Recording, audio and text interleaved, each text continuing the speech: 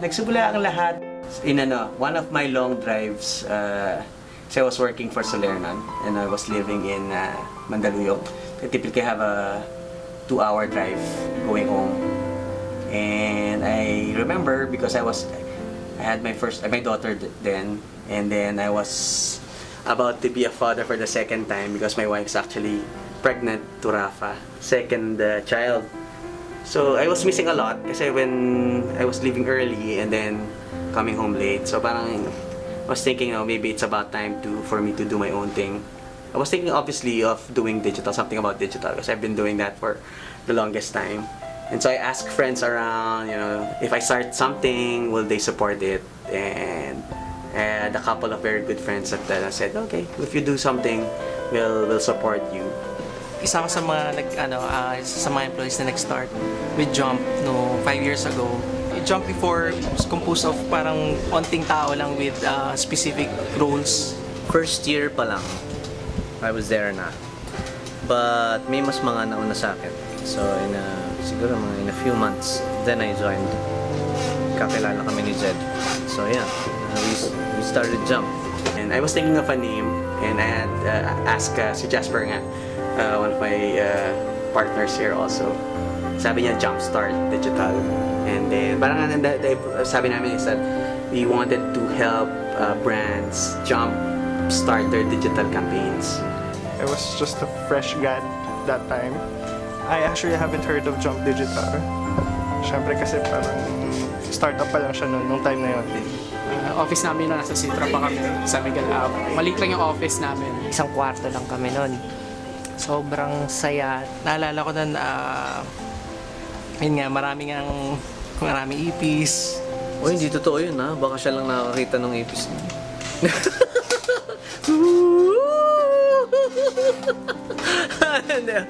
Pero hindi siya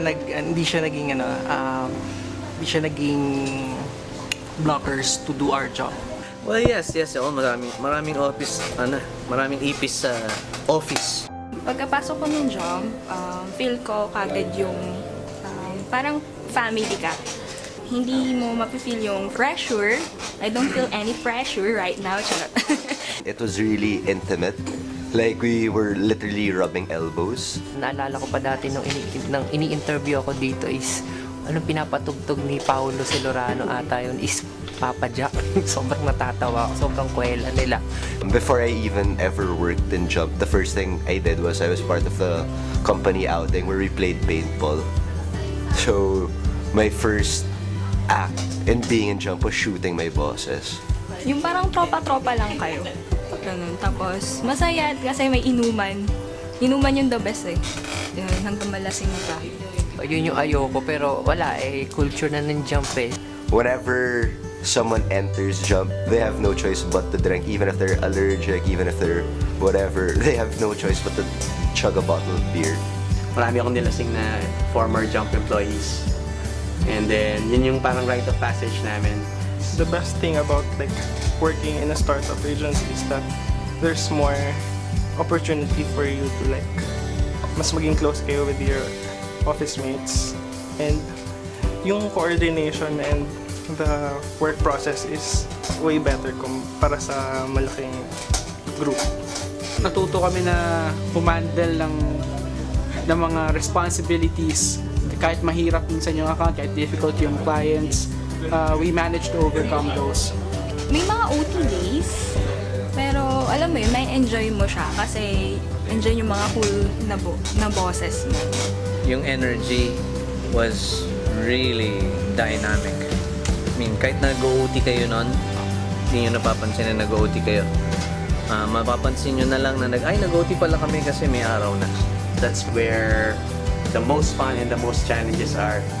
Kasi yun yung wala pang masyadong rules eh. It wasn't the office. It was the people.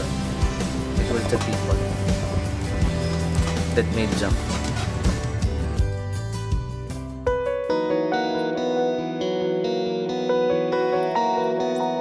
So medyo nag-level up ng konti nung lumipat dito sa Tech-Tech. Imagine nyo sa Citra before na office nila. Yung office nila, may mga nag-office din. Hindi katulad ngayon sa may 11th floor, may sarili siyang kwarto. medyo maliit yung lugar and hindi talaga pwedeng hindi kayo nag-uusap with one another because you guys are actually seated elbows to elbows talaga dun sa 11th floor. Tumami yung tao, tapos siguro mostly the direction ng company. There's a lot of shift. Like for example, initially ito yung gusto niya, then suddenly nagbabago, di ba? In terms of the working environment, it's very collegiate na parang hindi ka nag-work talaga. It's really just you're playing with each other na parang may fun, but at the same time, nag-grow ka rin professionally. The high points would probably be, us getting more and more clients. Jump competing against the likes of TDB, Saachi, so parang, di ba, you don't expect naman to win against those big agencies, but we did. Well, the biggest one actually was for New to Asia kasi we were up. I think that's where the fortune of Jump changed when we got Tattoo Puti. So that's the biggest, and then that's also where we won the first and only award for Boomerang. The high points of Jump was when we won a Boomerang.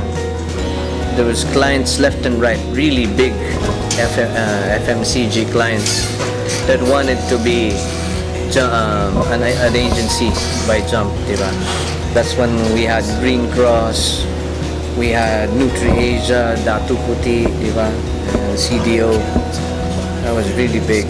Eventually, yung isang client natin, Asia Brewery, went to Myanmar. They invited us to partner. Kasi may partner rin sila doon, so parang pinakilala lang nila sa akin yung partner doon. I stayed in Myanmar for a bit working for Jump, and that one was a really colorful experience.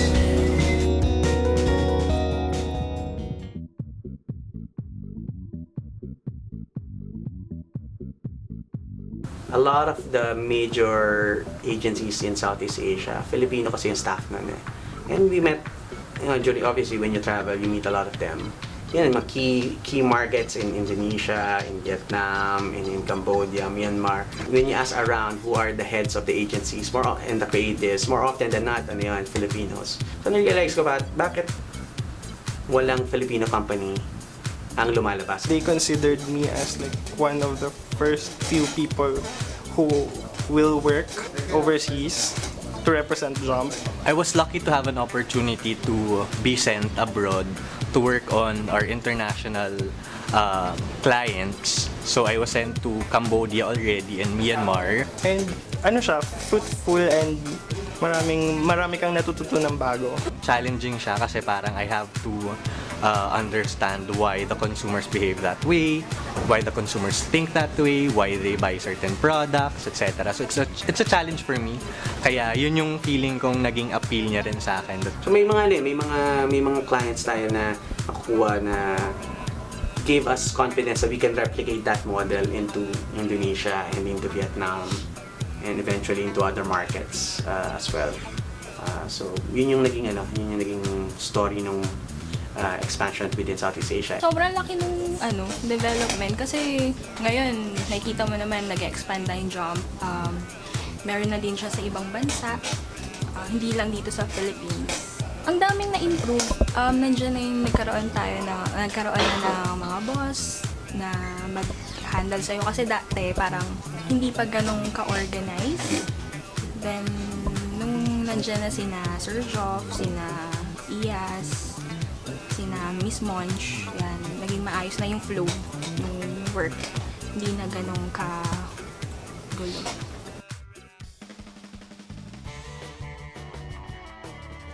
I'm fairly new, so I just joined January of 2018. When I came on board Jump last February, this very new environment to me.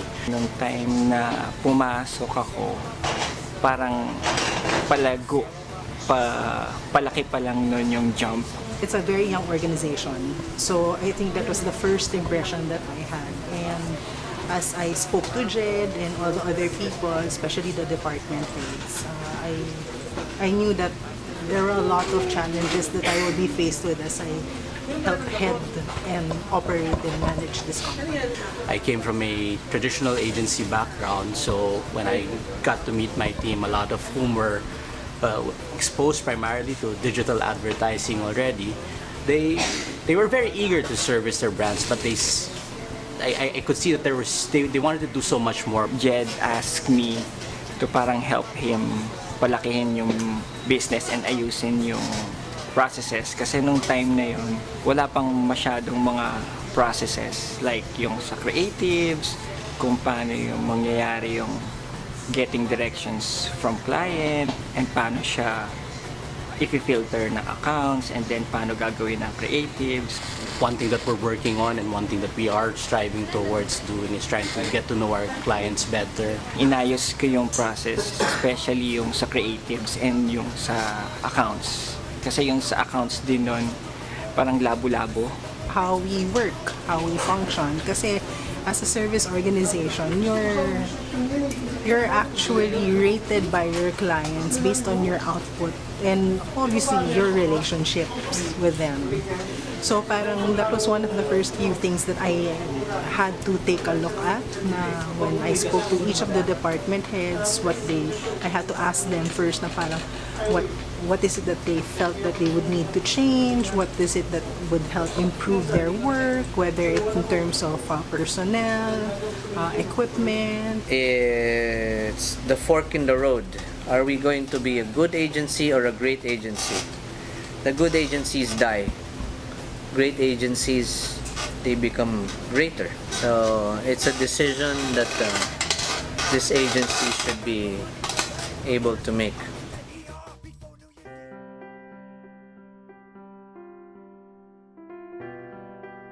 You guys have come a very long way, and to everyone who has been a part of Jump from the very beginning and up until now, we thank everyone for all of their hard work. We thank everyone for their loyalty and their perseverance and their patience. We know that, not everything of what you're faced with is always perfect, but then, we do try to make things better for you and also for our clients. And we hope that in the next 5 years, you will still be with us and that you will help us along in becoming a bigger, better version of ourselves. Happy anniversary sa lahat ng jumpers and congrats dun sa mga hanggang ngayon nandyan pa. Welcome dun sa mga bago. Welcome din sa mga haharapin nyo dito.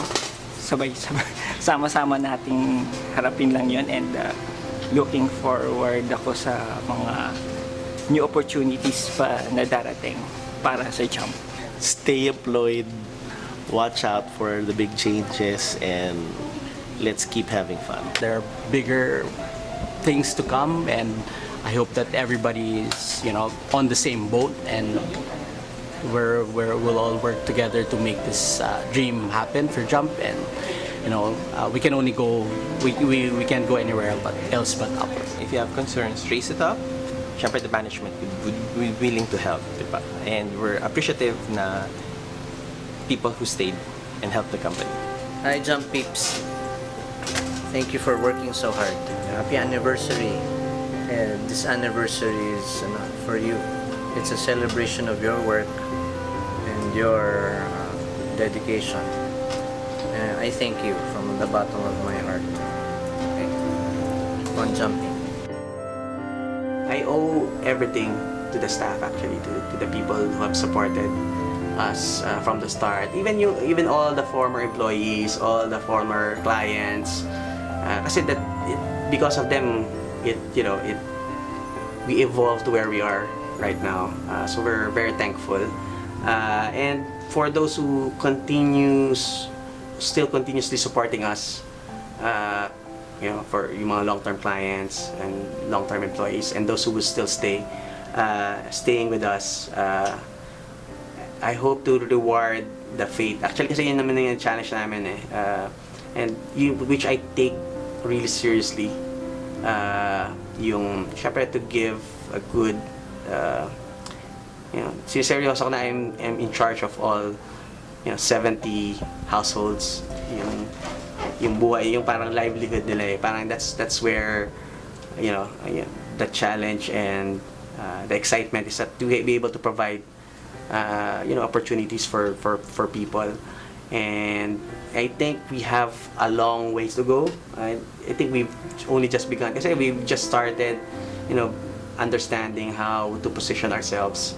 So I think in the next couple of years we would get more traction, and then we'll be able to give more opportunities, and to be able to give better opportunities for everyone. And I think that's where we will push ourselves.